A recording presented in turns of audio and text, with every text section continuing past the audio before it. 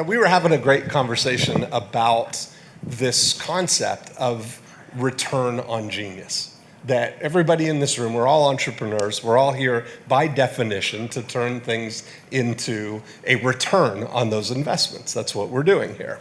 And so the reason that we're here is to multiply the money and the time that we've spent to be here. And when we started talking, I've been thinking for a long time, and I think when I was with Dan last year, we mentioned this idea of the choice between focusing on how to do something or focusing on who can do something for you. And that how is a question that leads to just more time that you have to invest in learning how to do something, and then you have to spend time actually doing it, probably poorly because you're doing it for the first time, something that you've just learned. Whereas if you're focused on finding a who, somebody who can do what it is that you're looking to get done, the result that you're looking for, you instantly get to the done. And that allows you to move on and continue on. Now, yesterday, or a couple of days ago, I think this thought a lot, and I always look at how are we measuring our return on genius. And you look at rather than thinking about this type of an event as part of an educational budget or an expense that you're allocating to develop yourself, we look at it as more of a capital investment. And over time, if you look at this instead of a $25,000 investment to be part of Genius Network for 1 year as part of your educational budget and then move over to something else, all the real return on Genius comes from the cumulative effect, just like a compound interest table. If you think about this, and the way I think about it is as a 10-year investment of $250,000 over that 10 years and looking for what's going to drive that investment for a multiple of that money.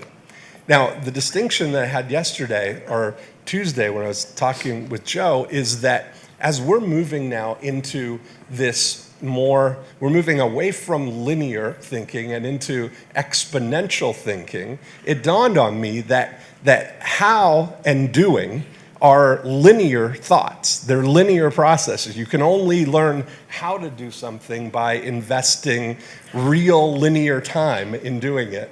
And then you have to spend real linear time in actually doing what it is that you've learned. So our personal development is into learning new skills. That's kind of the old linear model. As we move into now this exponential world, what and who are exponential things that you don't have to spend a fraction of the time when your focus is on what to do and who can do it. I loved when, this whole premise of thinking about what needs solved is the reason, the why that you're in the room and what we're all going to be exposed to. We've all got our own different what needs solved. And where the opportunity we have is to focus on what can we do that would solve that problem? So we look for and identify, well, that would be a good idea. I want to get more leads for my business, or I want to, whatever it is that needs to be solved. You're going to be exposed to what people have done. These are like field reports from geniuses that have spent their whole lives investing in their personal development to get to the result that we've got. Everybody in here has run or developed at least $1 million business and has gotten to that point by being focused on their personal development, applying it to a very specific thing.